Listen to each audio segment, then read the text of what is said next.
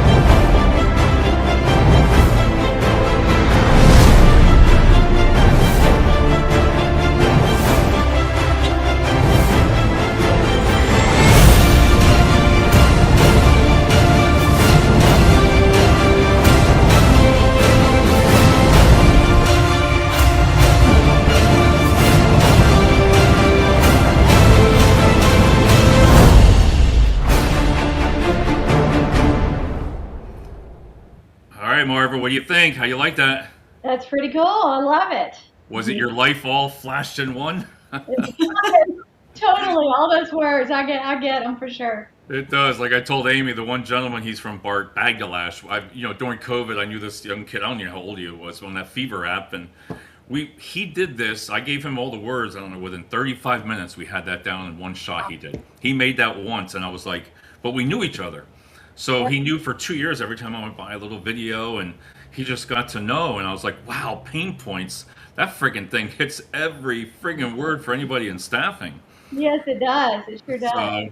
all right, well, Amy, I'm going to let you, you're bringing all the guests on, so I'm going to let you do the introductions and we're going to go from there. All right, awesome. Well, I want to welcome Marva Steed. I had the opportunity to work with her at Pinnacle Airlines, and she was the director of HR, and she's also been an executive VP of HR as well for some other companies.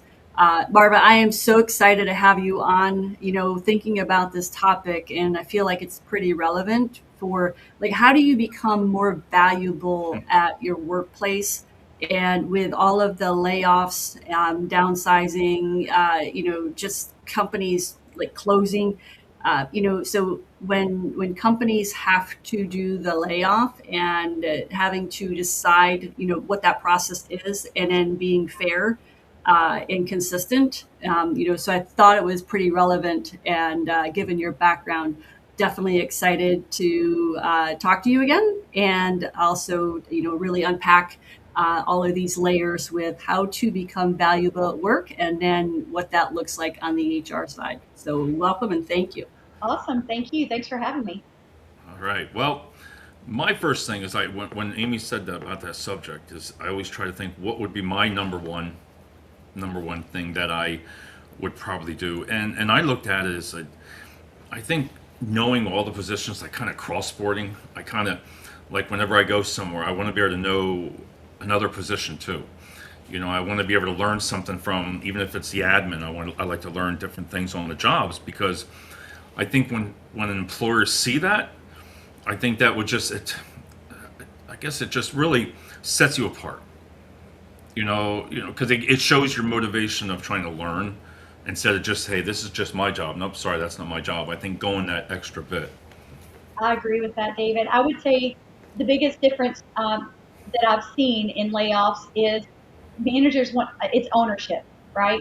The people that take ownership, the ownership of just the business, not only their role, but just that they own the business, and they really they want to do what's right by the company, and they treat the company as if it's their own company. Those are the people, and the trust. I would say ownership and trust are probably the two the biggest things that when you're looking at a team trying to decide which ones you can keep, which ones you can't, you're going to probably focus more on the ownership, those that take ownership, and like you said, those that reach across the aisle and willing to do other things, right? Willing to take on things that maybe aren't necessarily their role. That is. And Amy? Yeah, no, and I think when some, and I've thought, some other companies I've worked with where they lay off in stages. So you might have 3 layers of layoffs, and trying to determine who's going to be in the first, second, and then your last layoff, and could be ultimately close the company. But being able to identify how to be a valuable asset. So if you're going to lay off this person, could they actually stay on and take over another role? And then being able to look at, if there's anybody on performance evaluation, things like that. So Marva, can you talk to us about what that looks like from an HR standpoint? I know every company is a little bit different, but based on what you've done, so when you have to do layoffs, like let's say like three tiers, like how do you approach that? So when let's go back to COVID. I know that's an ugly word, but I will tell you that I was in retail during COVID, and we had stores shutting down. Right, states were shutting down all of our stores, and we were laying people off. We were having to lay people off because we didn't have work for them. They were shut, especially some of the places like Illinois, New Mexico. Those places, they were closed for months. I mean, it was a long periods of time. So the first thing we looked at is we did take those that were on performance improvement issues, that had performance documentation.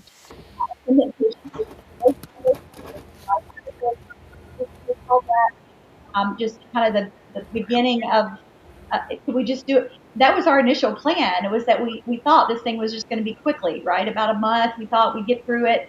But initially, the first thing, the layoffs came with just those on performance. So we did take those first. The next level, we ended up going into another level as it got further into the fall, because we just didn't have the traffic, and we didn't have traffic to sustain the employees that we had. So we took the next level, and when we did that, we took it based on performance levels. So the top writers, we kept the top writers, and the lowest writers, we started from there at the bottom, right? And then also, I will tell you, in that section there, we also took those that had bad, let me think of a nice way to say this. They were not the nicest employees, right? So they were the ones that caused problems. They were the ones that were very negative. They brought a very, they just were not fun to work with. And so we took those out as well during that second phase. And during, I would say during the last phase, if we were to look at it, if we didn't have to go to a third phase, but if we did, I would say would probably be, we'd probably take more out of the top. You'd have to move from the bottom up, right? Those that are performing less, you go performance. If you don't have anything else to go on, it would be last in, first out. Right. And then you go into performance for sure. Right. So I'm assuming what, like last in, first out, is that more a union, or is that just across the board? No, that's pretty much across the board. I would say that's the fairest thing to do. After you start with your performance issues on the front end, and then you move in last in, first out. The problem with that is, in a retail environment, is you have a lot of top performers that might be your last ones in, who really just get it, and you've got people that have been around a long time that maybe aren't great performers, and you really want to try to keep your performance. So you can do either way. A lot of companies do try, especially at the corporate level. You'll go for, if you have 14 marketing people, you're going to go with your last in, first out. But in that industry, because I know all three of us have worked with unions, and so did I. And listen, I always say with unions, we wouldn't have today what we have if it wasn't for unions. Because when I was non-union, got out of the military, and then my family was all union, and I was their bosses so we were both, and I didn't know much about unions. I would always think that easier wise, if it's a strict union and you got to go by seniority and all that, that's where I used to be like, wow, man, they're going to cut this person here. And you were like, why? The person fits that mold, but you couldn't do that. Now, I'm not familiar with unions nowadays. This is back in the 90s, so I don't know how old they still operate that way. Yeah, they still operate that way. They do. They still operate. I mean, that's the only easy way of it, right? Because when you tell somebody, well, he's got 6 years and you got 4, it was a no-brainer back in the night. It was the person with the 4 was gone regardless. It didn't matter. Yeah. That's right. And It they wasn't performance based. It wasn't. So with that being said, and that when you say and I'm learning more about now the retail side, that's a huge industry. yes, I mean, I can't even imagine, like you said, top store people. So, I can't even imagine that. yes, yes. It's a lot. I would tell you, that first month we laid off 900 people. 900 people. Yeah, crazy. And then some we termed and some we laid off, but we couldn't keep them employed, um, Right. because we didn't have work for them. So they needed to get on unemployment. They had no, we couldn't even let them in our building. So there Right. was no way for them to earn an income. I didn't even realize that. So, what are the interpersonal skills? What are the most critical for long-term success for an employee to be visible and noted by HR and operations and their team? I would say, for me, I noticed as a leader, I noticed those, and I would say all of our leaders in our business would say to me, they're the ones that bring me the problem with the solution. So people that identify those problems and they bring the solution with it, and they do it early, right? They tell you when, I always say that I like to use the term when the bear is coming. Let me know when the bear is coming. And then those that take ownership of it, right? So those that identify the problem, bring you a solution with it, not just bring a problem, and those are not most fun. Those are two of my rules. Tell me when the bear's coming, and when you're bringing me a problem, bring me a solution or proposed solution, You know, right? you said that a lot. You've said that a lot, Amy.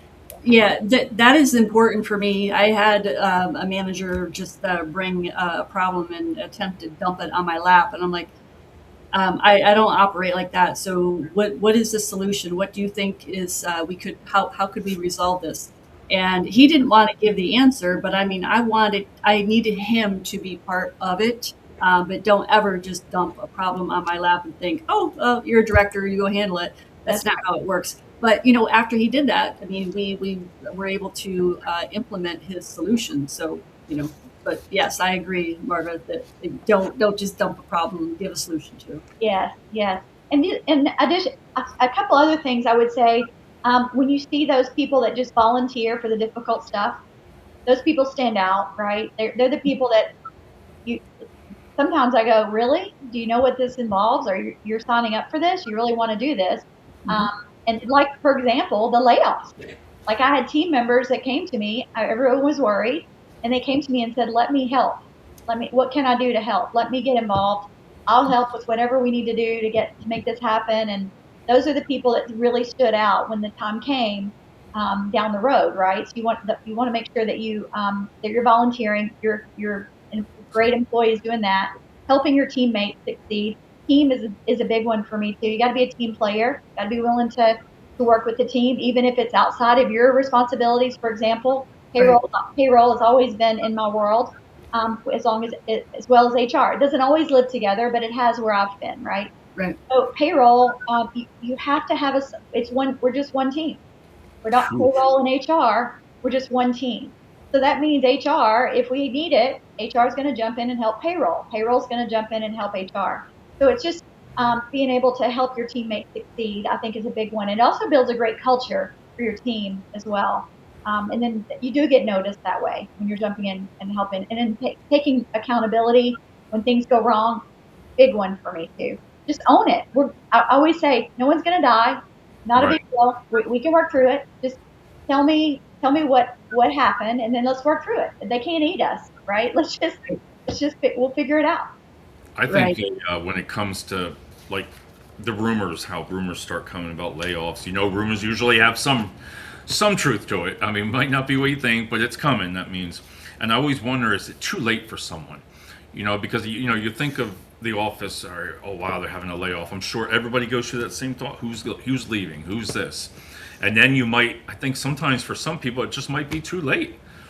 Yeah. If they're not that, all of a sudden, if they're that team player, all of a sudden, or they're trying to help out and do something else, it's like, okay, where were you a couple months ago, or even a year ago? That's where I look at there. What do you tell, the graduation? Everybody, it's graduation month, and but what do you, any kind of advice that you would give new 19, 20-year-olds right now going into the workforce to try to really help them succeed? I would say that there's several things. One would be make sure you're part of a team and you're not just working in silos, that you want to be a part of a team. And that and I would say that's pretty critical. The relationship building is so big, right? It's huge. Right. So build a relationship with your leaders, not just your teammates, also with your leaders. Because when the time comes and you're looking for a promotion or you're looking for whether you get to stay or not, Right. those are the people that they trust, and they will handle. They allow those to handle the bigger responsibilities. Because that's the first time they're going into office, politics, if you want to say, That's right. or especially I look on LinkedIn, like all this stuff with Google and all these tech companies. I'm like, wow, that it must be like Meta. All of them are just letting thousands and thousands are going. I'm like, wow, where do they go? You know what I mean? It's like it's such a big team. Well, and I'll tell you, I have a 24-year-old who is in the workforce, and she graduated college a couple of years ago. And the biggest thing for me that I tell her that I see with the people coming out of college is clock watchers. We call them clock watchers. You guys know what those are, right? That's So, and I'll tell you, clock watchers are not your. That's not going to get you ahead in the world, in the working world. And so I tell my daughter, you don't need to look at the clock. Just get there on time or early. If you're not early, you're late. I tell her that. And then also make sure you're not a clock watcher. Do not go to your manager when you're a salaried employee and I say, like it. I need my 15-minute break. Don't do that. Don't do that. Mhm. And don't run out at 4:59 like a bell rang, Right. when there's big projects to be done. Now, if there's no work to be done and everyone's leaving, then it's fine. But every single day, don't watch the clock and run out right before 5 o'clock, because I think Like those a T-shirt like that. No, Yeah. do not watch the clock.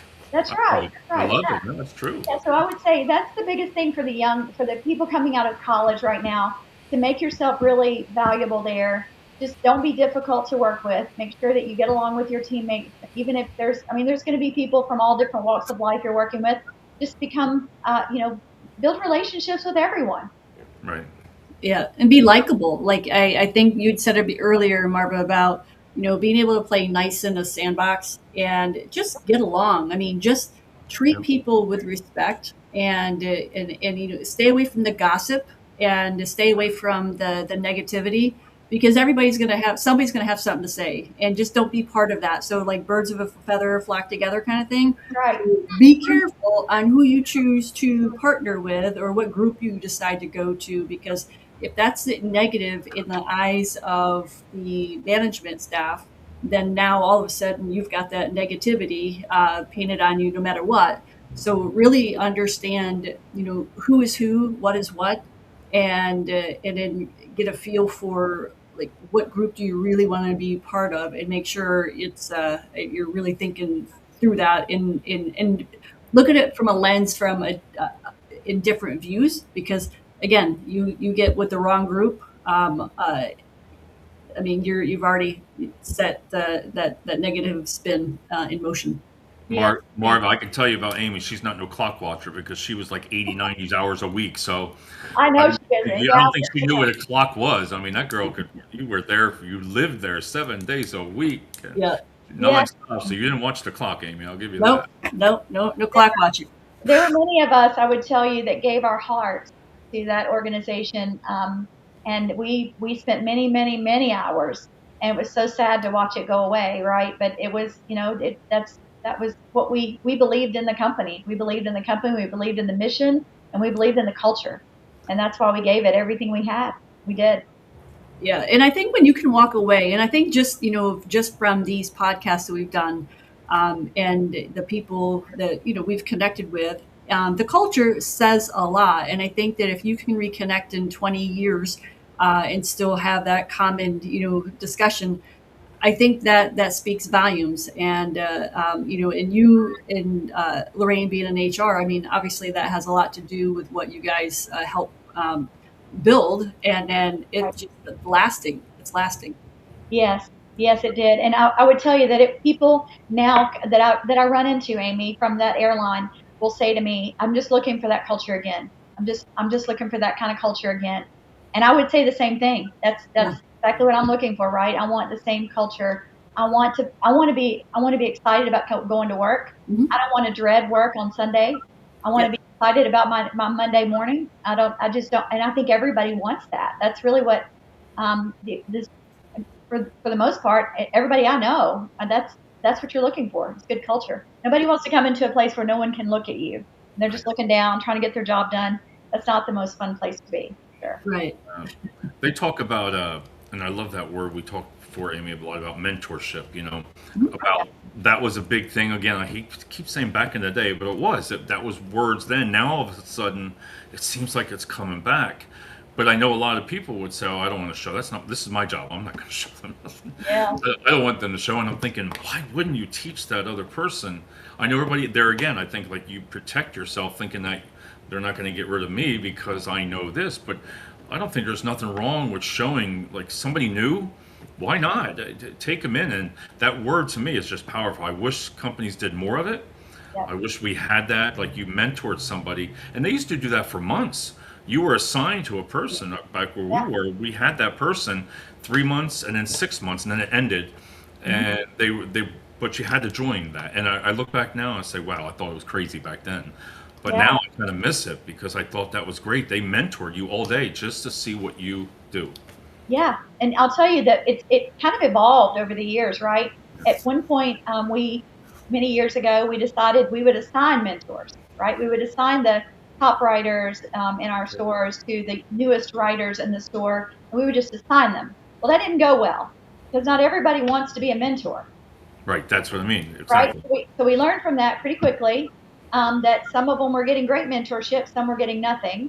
And so they were getting a percentage of their sales too, right? So there was some Oh, jeez. incentive to do that, right? But they were getting no mentorship. They were just taking a part of their sales. So we kind of backed off of that, and we went back into it with a different approach of, okay, who wants to be a mentor?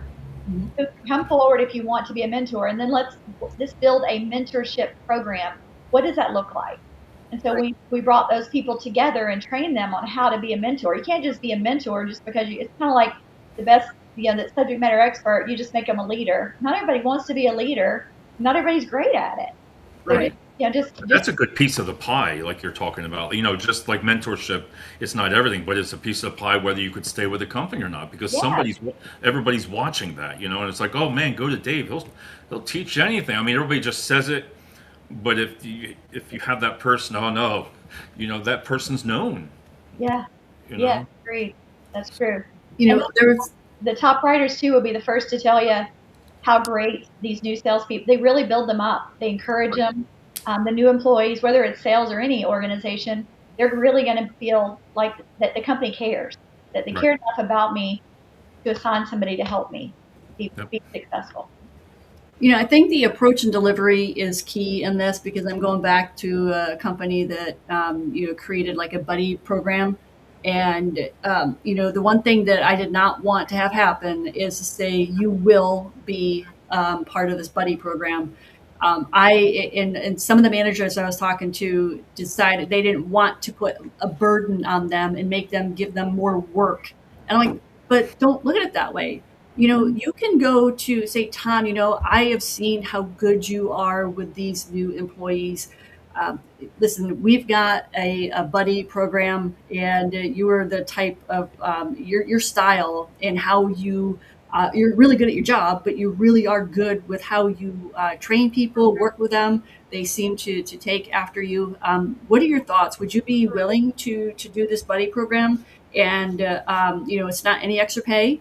It is something that you can start stepping up into leadership and get known. So approaching it that way, when after I talked to the managers about it, it became like instead of like jamming more work down their throat, it was a different way of how to get the right people. Like it's not about, hey, I want to do it, but that person really isn't right for mentorship.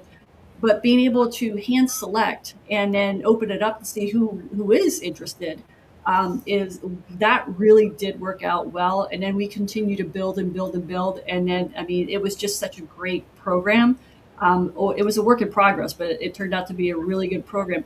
And, when you have that first impression for a new hire, that is being able to be with somebody and ask, where's the bathroom? How do I write this report? It's those things that it's right. The answer's right there, and you got to have the right people in order for that to be successful. And I think if you come at it like that, like you just said, Amy, with a carrot rather than a stick, and it becomes a reward, it becomes a, wow, they think enough of me that I can be a buddy, that I could be a mentor. Yeah. That also encourages that employee as well, who's probably got great skills and experience that could translate down to some new hires for sure. Right. And that's where, the approach and delivery, like that's, once the manager understood, like it's not about, don't think of it, the glass is half empty. Like it's half full. Like look at it through a different lens, approach it differently. I mean, it's all the glass, it's all the water, but look at it differently, and that really it did well. It did well. Yeah, that's great. I think you could learn more too is if you do get laid off. I mean, I think it's less to be learned. Like, what can I do next time? It's like a learning thing because, like I always say, if it comes down to like, and I'm sure you've done more of it than I haven't, but when it comes down to, wow, it's just a layoff. It's gonna happen regardless whether how good you are or how not. But when it comes down to make those decisions on, you got some really good people, that there has to, I don't care who you are, if that doesn't bother you to make a decision like that overnight or something like that, and then you got to tell that person, I can't even imagine that. I would tell you I'll tell everyone this, and I've been doing HR for 20 years, and I did legal prior to HR, and I will say it's my least favorite thing. Yep. I hate telling someone you don't have a job, especially someone who's done nothing wrong. Right. Yep, that's what I like that he said it right there. Yeah. It is the worst thing. It's the worst part of HR's job is to tell someone you don't have a job when they've done nothing wrong. Yeah, the layoff is definitely the worst. I mean, I've been in several firings, and I literally have not lost sleep when I fire somebody because that I didn't do it. I mean, right. they are the ones that had that happen. So. But man, when you've got to lay somebody off, that is the gut wrencher, and that's where I lose sleep because like you don't have a choice. But you don't. I mean, it just happens, and like you said, you gotta. I like how you said look at it a different lens when you do lose your job because at the same point we've all talked about it, and it's happened to everybody. What are you going to do differently next time, or what can I do to prevent that? Because I think when if you got laid off because of it's based on performance, you're probably saying to yourself, well. I don't know. I think the employee knows it. Listen, I know Bob's doing so much better. Bob does this, Bob does that, but I don't. And you see the decision. But I just wonder, and like you said, those ones that are really good, it's got to be hard. And I'll tell you too, when people leave and they own it, it's it feels special. It feels better for both, right? When they realize that they've been the negative person in the room for so long and that nobody wants to talk to them because they have been so negative. They know that, right? And they own it and they walk away with it. And then, but it is that no matter what, when you're letting people go because of a layoff, it is the worst experience. Amy, when you had to look at people, you look at process improvement, like a person that always is just, you got those people that really want to try to help and they give you so many different ideas, of how to improve the process. I've always learned, sometimes it's not going to work, but I'll listen to the person because you have to, because sometimes you'll be like, damn, that's a good friggin' idea, what they're saying. But how do you look at that, Amy? Like with the process improvement, is that something that I'm sure that can help you within your career of always trying to come up with, again, solutions, but also to improve the process? There's nothing wrong with you going to your boss and says, hey, a lot of people I think are afraid to do something like that. And the worst thing they're going to do is say no. Right. That's it. Well, I think everybody should be heard when they have something to say. And I mean, if it's just going to be a bunch of negative, negativity, I'm not going to, allow that. But if somebody is willing to come and talk and give advice or give a suggestion, I think there needs to be a committee for that anyway, like ideas that make a difference where it's an open forum. Everyone feels free to provide some information. And I'll tell you, Dave, the people who have the answers are the ones who are currently doing the job. It's not, you're not going to get that awesome answer from, the director and VP. You're going to be getting that information from the people who are actually boots in the ground Right. doing that work. So absolutely listen.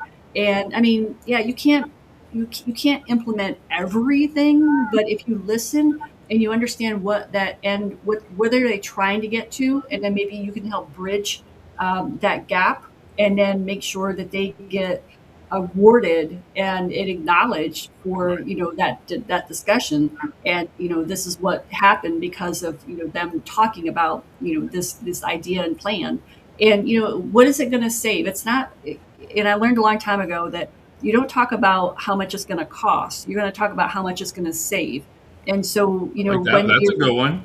I like well, that. yeah. So being able to, make sure that when they're going to present anything, it's not, well, this is going to cost us $10,000. Well, how about we say if this is going to save us $15,000, and make sure your math backs into that.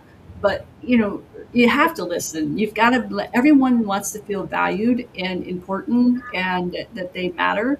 And if somebody wants to come and talk to me, I mean, like, kudos, because I don't want people to fear me. I want them to, open up, talk. I mean, just if you got ideas, talk through it. I can imagine in HR, Marva, how you go through that. Especially, I mean, I didn't realize how those big departments they are, and how much you get involved with these things, just like anybody else. There's no difference. Yeah, and I would say, for me, the biggest thing I tell HR leadership is to be honest with people. Right. Give them honest feedback. If someone's coming to you with some crazy idea, thank them for the idea, thank them for sharing the information, but also give them feedback. Like, don't just take the information. Like, give them honest feedback. Let them know that, hey, listen, this is you need to find a way to get along with your coworkers. That kind of thing. You have to do both, I think, too. It's just and when you're building bridges between the HR and the employees, you want to make sure that they feel safe coming to you, yet they also walk away with something. Like when they come talk to us, Right. great, thank you for the information, but then they go back to their workplace. Man, I feel good about that. I feel good about my conversation I just had with HR. No, you have to, and I just think that's part of it. I told you before the show we were talking about. I just really think that you got to have that trust, and it's okay to go there with the problems and everything like that. Because if you can resolve problems, then that's going to even help your career in there, because it's going to make you perform better. It's going to make it's a part of that pie. How much, Marva, do you feel? This one's an easy one, I know, but attendance. When you look at attendance, I mean, on all levels. You know what? I always thought entry level, middle management, it's everywhere. It doesn't matter what profession you're in. It's like they called off again, or they call. You know what I mean? Yes. It's no difference. And I'll tell you, I see companies today really, like in our day at the airline, when I worked with Amy, she could attest to this. We didn't have time for people that were late, and so when you showed up for a meeting late, the door was locked. You couldn't even attend the meeting, so you had to be on time or early. And so that, to me, it was such a big deal. And what I learned after leaving the airline is that not every company works that way, and not Right. everybody's on time for meetings. And then you have to be like, but when you're wound up so tight, like in the aviation industry, and you work, you got to be on time. It's your bread and butter. Then you got to you have to learn a new way of life. And watching people come in at all hours of the morning, and you just go, my goodness, I know. where did it come from, right? But yeah, and companies are kind of changing. And over time, I'll tell you, even in the retail industry, we changed our attendance policy. We loosened it up because we had so much turnover because people just couldn't get to work on time. And then we loosened it up a little bit, and then they started to really, got back into. That was with Staff Mart. They went with. I couldn't believe it. I was here for 10 years. They came out and they said, okay, how many weeks vacation you get? Unlimited. How much time off sick days do you get? Unlimited. We were like, all the ones I've been there for, we're like, wait a minute, I got 3 weeks now, so they're going to get 3 weeks too? Oh my God, it was like I guess, I look back now because it just didn't make sense. I was like, what do you mean? So the person, that calls off all the time, as long as their work is done, as a boss, you would be able to say, okay, you're off, know? I don't know how to have a business like that, but they're doing it. Yes. It was a double-edged sword, because then you would be like, tell HR, well, I didn't approve it. Why? Well, because they're coming in late all the time. Did you document it? Oh, because that puts you in that position of, wait a minute, you're denying somebody something they don't know about it. That's right. That's exactly right. But that, There's a saying out there for HR that sits on, I actually have one on my desk, and it says, but did you document it? but Not in writing, it didn't happen. That's right. It didn't they're happen. saying that to you, you know, it'd be like, so how much vacation? In an interview, my first one, I was just like, I'm going, doesn't matter, as much as you want. They're looking like, what the hell you mean? And I Yeah. was like, yeah. I said, but you know what though? A lot of people didn't do it. Well, I'll tell you what. A lot of it. Here's the real kicker on that. Yeah, Unlimited PTO and yeah. unlimited sick time is you feel guilty taking it. That's what it was, I think. Yeah, So they actually win, even though the employee feels like, wow, I get unlimited. No, yeah. you still have to do your job. So Right. you can take off, fine, but you're still responsible for your job. And so they people just because they didn't have an allotted amount of time, they didn't take it. So nobody Right. took any time off, and you felt guilty about it. The only people that took time off were the people the low performers, right? That's They didn't care. that's it. Amy, one of my last things I wanted to talk to you about was, and we can chime in about it, is uh, learning, schooling. You know, a lot of companies, oh, here we go again, years ago, they always paid for schooling. It was just part of when you got hired, oh, yeah, you can go to college, whatever you want, they're going to pay for it. Wow. You don't see that as much unless, you know, I guess maybe certain industries you might. But how much do you think that rides into it also, that somebody's doing self-improvement constantly outside of the company versus because if the companies don't pay for everything? So I did have a manager that wanted to get a career advancement, and so I was able to go to VP of HR and get approval to help pay a portion of it, and then there was another person did the same thing for her. So I mean, I think that as long as it's a win-win, and if there's got to be a contractual part where you sign that if you leave in less than 5 years, then you have to pay back X amount, and that kind of thing. But that way, nobody loses. It's truly a win-win, and make sure that it's. I mean, you're not gonna have somebody go and go for an accountant when they are have nothing to do with accounting. That's I mean, right. it's got to be a win-win. Yes, agreed. Yeah. Agreed. And that's on, and my part, the last part, and I said the last part, right? Marva, again, I'm going to say, for my last part, then I'm going to let Amy ask one more question here is, again, if you had, I love this topic. Again, Amy, see all these pages, and we didn't You even didn't even use one, did you? I don't even use them all because it just, the conversation this turns into. But again, Marva, in your experience, what do you give that, for people that are listening to this, that suggestions, that young person coming into the new workforce again? I really like how you said that. Yeah, I would just say be a coworker that you would want to be there for you. Be a great team player. Reach across the aisle and understand what your other teams are doing that maybe isn't in your job responsibility. And then also take ownership. Really take ownership of the business. Treat the business like it's your own business. And how would you handle things, right? Learn everything you possibly can. Stay open to learning.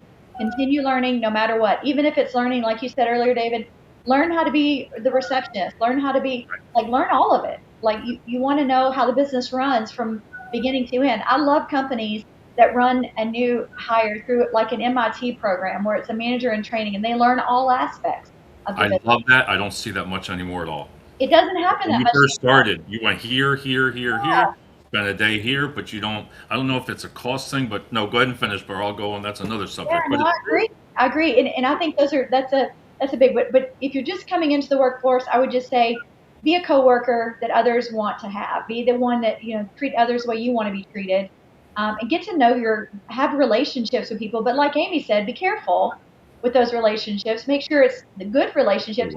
There's a relationship. You can have great company employee friendly relationships without becoming the same as someone else. You can still be kind and pleasant and helpful and be a great team player with those people that maybe aren't could be perceived as maybe negative. You can still do that. It's totally fine. I think it's just more, and then be early for work. Just if you really want to set an example, not just for yourself, but for everybody else, be early for work. Be there 10 minutes early. Just be early for work. Don't try to hit it right on that very second of your start time. Try to You be at see work. them running. You see them running in. You're like, Yes, oh, there they go again. yes, that's I couldn't exactly deal right. with it. I Those couldn't. people have that goes into the mind of the leader. Here's this girl running in at the last second, sitting down right at that minute, and then she may go get her coffee, that kind of thing. It's just be committed to the company while you're on their time.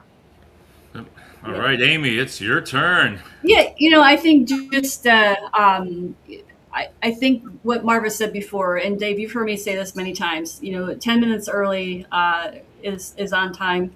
On time is late, and I think just having that mindset, and it doesn't matter what age you are. Either coming into the workforce or getting ready to retire. There's just certain things that are important to make sure that you are valuable team member, and that you make sure you give HR a little bit of difficulty on, like, oh, do we get rid of them or can we move them to a different position? Give them some angst on that, and make sure that you do the right thing for the right reasons. And I think just those little things really make a big difference on, can you stay or are you going to go? That is, and so I think everybody. I'm always like that though. My dad, like he was a farmer. He took us all Army, Navy, Air Force, and Marines. Dropped us off 2 months before graduation. Said, "Get out. I'll wait." And that's the way it was. But when we got out of the military, we went to work for him. We were his supervisors. He would say, if one of us called off, my father would say, "Boy, you get paid to be sick," and you were like, "Okay." Okay, but he was serious. You don't. It was his name, and he would be like, "You don't call off. You get paid to be sick." All right, Dad. Perfect attendance for 10 years in a row. But he's right. But I think that instills into you at a young age of like, whoa, he's serious, man. I'm not joking. That was his name, and we didn't want to call off. Or I could call my dad beforehand. I'd be like, "Dad, listen, I just had a baby. All right, so I'm not coming in. Okay." That one he let me go on when my daughter was born. He let me go on that. Hey, you guys, before we end, I wanted to just bring up a topic that is a hot topic, and that's AI, right? So everybody's wondering, right? Everybody's concerned, and how's AI? AI is going to take my job and all of that. And I would just say, here's what I tell everyone: relax. Yep. AI is not going to take your job. AI is going to automate some routine work. Yep. It's going to make information more accessible. Mm-hmm. But as a result of that, employees are going to create value less through information possession and more through interpretation. So I think and using judgment with that information, right? And decision making with that information, because it's just going to be easier to get information. It's not going to be it's not going to be out there taking people's jobs. I think people are concerned and worried about AI, but I just think the question is no longer what do you know? The question is now becoming what can you do with what is known? That's okay. Yeah, that's a great way to put it. It's like, what are you going to do with that information? Like, yeah, you have it, but then what are you going to do with it? Because not everything can be AI all the way. I mean, you can use that for information, but I think that's a great way to look at it. Definitely a great way. And I will tell you what, we'll do that on part 2. We'd love to have you back. I mean, I can't thank you enough. And Amy, thank you for having her. I mean, whoever your next one is, it seemed like whoever Amy's worked with, if you're out there, you're numbered. You're going to be coming up. So Amy's going to reach out for the retail. Oh, it was fun. It was fun. So thanks so much for having me. It was really a fun time. Yes. Thanks, everybody. Thanks, Amy. And I'm going to talk to you right after this video. Have a great night. Bye-bye.